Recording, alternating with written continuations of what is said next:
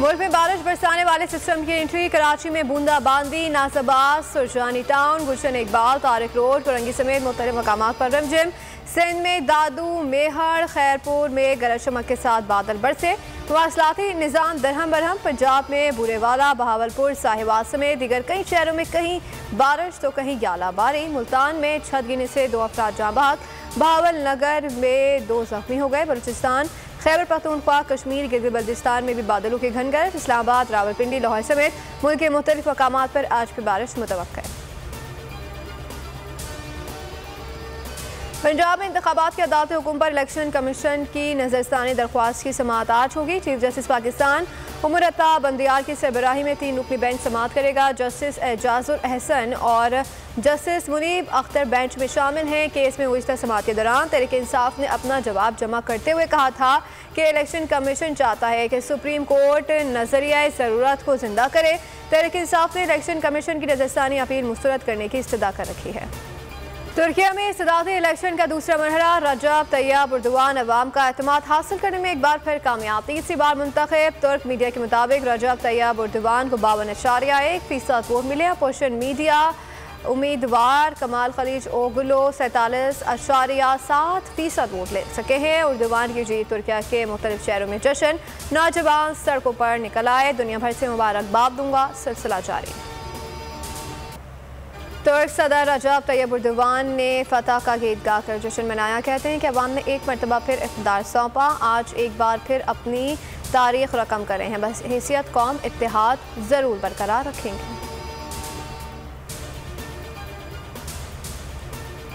और तरक्याती काम इस मुल्क से निकाल दो तो पीछे सिर्फ और सिर्फ खंडरात बचते हैं। नवाज शरीफ के साथी सीसा पिलाई हुई आहनी दीवार की तरह नवाज शरीफ के साथ खड़े हैं और दूसरी तरफ मुश्किल वक्त क्या आया, रेत की दीवार की तरह सब कुछ बह गया मिनटों में। नवाज शरीफ की तरक्याती मंसूबे निकाल दो तो मुल्क पे खंडरात बचते हैं। मरीम नवाज का लिबर्टी चौक लाहौर में खिताब। कहा कि मशरिक से मगरब जहां देखो नवाज शरीफ के मंसूबे नजर आएंगे। मुल्क चलाने वाले को दुनिया याद रखती है, चलाने वाले को नहीं। बात करने का कोई माहौल होता है, वो एक कमेटी भाई साहब ने बना दी है, उन्होंने वो किससे मुज़ाकरात करेगी। पहले इमरान खान माफी मांगे, उन शोदा की फैमिली से माफी मांगे, एक शख्स से इमरान खान जाती तौर पर खुद माफी मांगे, फिर बाद में मुज़ाकरात होंगे। हुकूमत ने PTI से मुज़ाकरात करने से इनकार कर दिया। वफाकी वज़ीर ख्वाजा साद रफ़ी कहते हैं कि इमरान खान की बनाई गई मुज़ाकराती कमेटी से कोई बातचीत नहीं कर रहा। इसहाकदार बोले कि इन हालात में मुज़ाकरात मुमकिन नहीं। इमरान खान 9 मई के वाक़यात को तस्लीम करें फिर देखेंगे। पीपल्स पार्टी के रहनुमा शर्जील मेमन ने कहा कि इमरान खान पहले शहदा के वर्षा से माफ़ी मांगे फिर मुज़ाकरात की बात करें।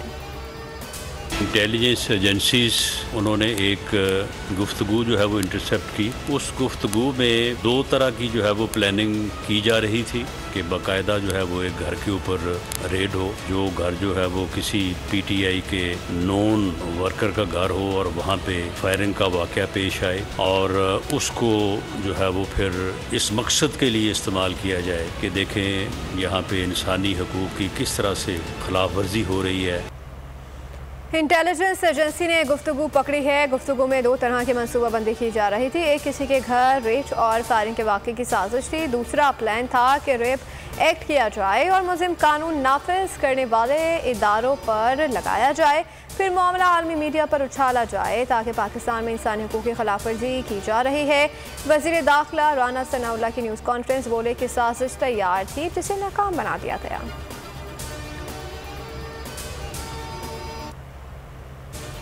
राना सना की प्रेस कॉन्फ्रेंस से ख़वातीन के साथ नारवा और गैर इंसानी सलूक से मुतालिक तमाम शकूक और शुबहात दूर कर दिए। वफाकी वज़ीर के इल्ज़ामात पर इमरान खान का रद्द अमल। कहा कि उन्हें खौफ है कि ख़वातीन रिहा होकर बदसलूकी से मुतालिक बताएंगी या फिर उनसे कुछ मिस हैंडल हो गया जिसका उन्हें खौफ है।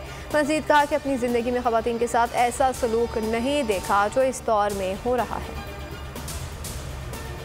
जहांगीर तरीन के लाहौर में डेरे। PTI छोड़ने वालों के जहांगीर तरीन से राब्ते। पाकपतन से साबिक MNA अहमद शाह घगला की मुलाकात।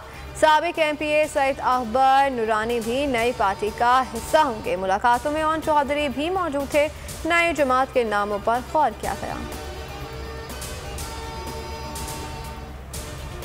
सबसे पहले हमें पाकिस्तान को मजबूत करना है। जो इदारे पाकिस्तान का तहफ़्फ़ुज़ कर रहे हैं उनकी इज़्ज़त और उसका ख्याल हमने सबसे पहले करना। हम PTI से अलहदा हो गए, तमाम दोस्त अहबाब से, अपने अजीज़ों से इस पर मशवरा किया, इस पर बात की, और सबकी राय ये थी कि हम किसी भी वक्त कोई ऐसी पॉलिटिक्स में किसी पॉलिटिकल पार्टी का हिस्सा ऐसी का नहीं बनेंगे जो हमारे इदारों को कमज़ोर करे या हमारे इदारों के खिलाफ बात करे।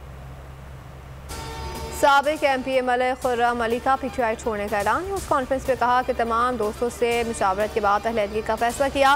साबिक वामी खुसूसी मखदूम तारिक महमूदुल हसन का भी PTI छोड़ने का ऐलान। खैबर पख्तूनख्वा से साबिक MPA आगा गंडापुर और साबका MPA नादिया अजीज ने भी पार्टी छोड़ दी।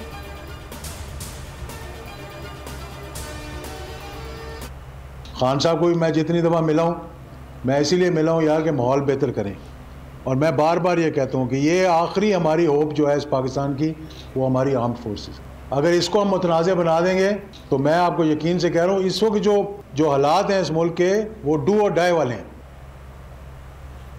और एजाजुल हक कहते हैं कि PTI में शामिल हुआ था और ना ही अपनी पार्टी को जम किया था। तहरीक इंसाफ के इत्तेहादी थे, मेरी पार्टी की हैसियत अलग है। मुस्लिम लीग ज़िया के सरबराह ने 9 मई वाक़यात मज़म्मत की, कहा कि मेरे वालिद ज़ियाउल हक ने वर्दी में जान दी थी। फ़ौज के ख़िलाफ़ जो भी आवाज़ उठाएगा उसके सामने दीवार बन जाएंगे।